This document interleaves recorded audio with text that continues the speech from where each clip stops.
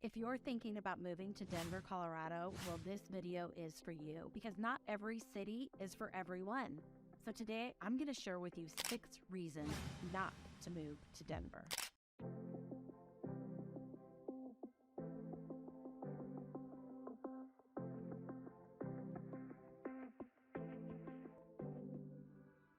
Welcome to my channel, or welcome back if you've been here before.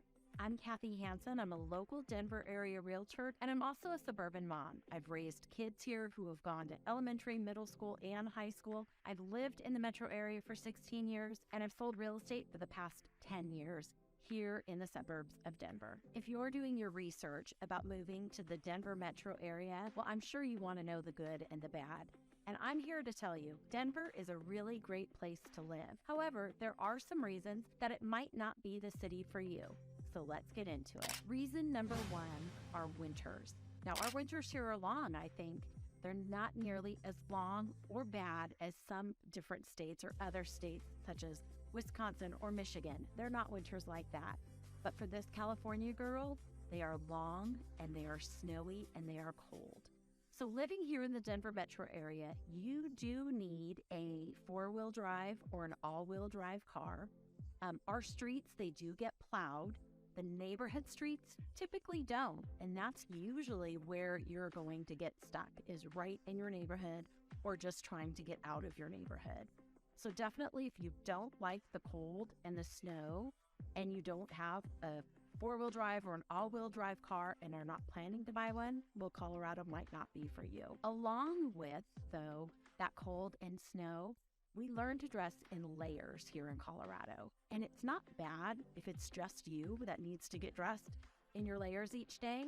But if you have kids, layering them up, well, it takes time. And especially if you're going out to do some winter activities like sledding or playing in the snow or skiing, it takes a lot of time to get those kids layered up in their clothes, their snow gear, their hats, their gloves, their scarves, their boots, all of those things. And just when you get everybody ready to go, what happens? Well, of course, someone has to go to the bathroom, right? When else would they go? So it does take some time to layer everybody up.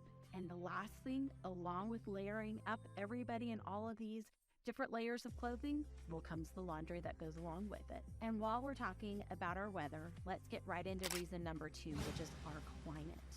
So we are known as the Mile High City because we are 5,280 feet in elevation. Now, if you didn't know, 5,280 feet is a mile long, which is where our name, the Mile High City, came from. So if you have medical conditions where the elevation and the dryness that comes along with it and the less oxygen, if those things are an issue for you, then Colorado might not be the city for you, and I strongly suggest you discuss it with your doctor prior to moving here. Now, if those aren't a medical factor for you, they might become one when you get here, because elevation sickness, well, it's a real thing. Elevation sickness, you get headaches, dizziness, and fatigue. Now, your body will become acclimated to those things, and oxygen, that definitely helps your body to get acclimated to the high elevation. And water helps. That also helps your body get acclimated to our high elevation. The third reason is the walkability factor.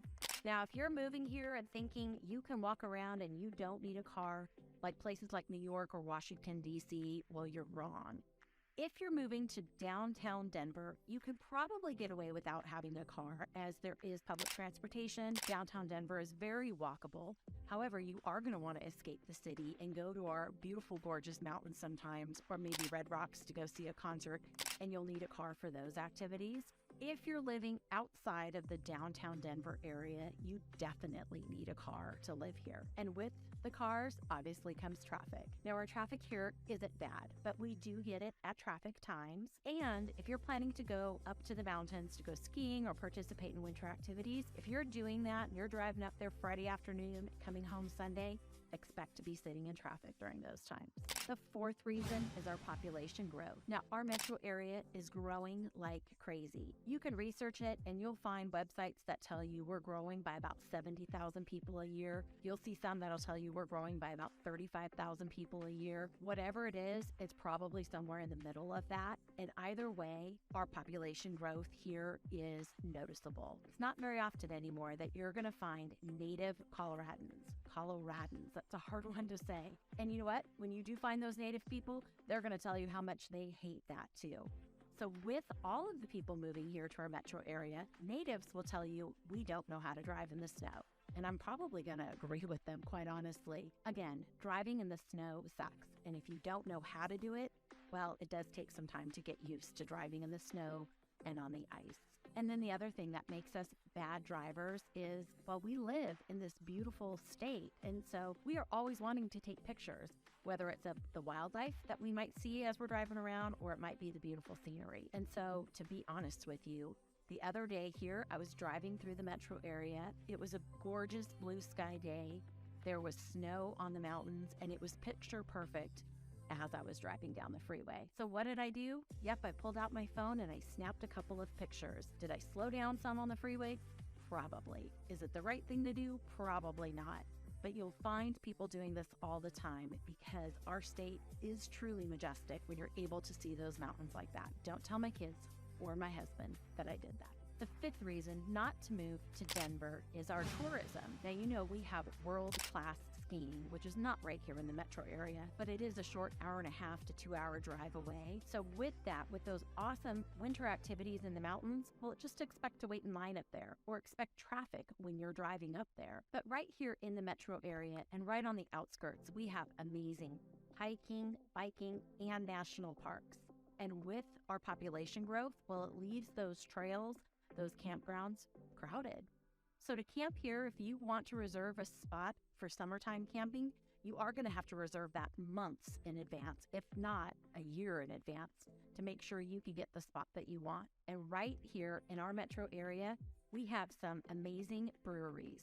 And with that brings people from out of state to come check those out, to come try out our breweries here in the Denver area. And then finally, we have Red Rocks Amphitheater, which is a bucket list item for many people.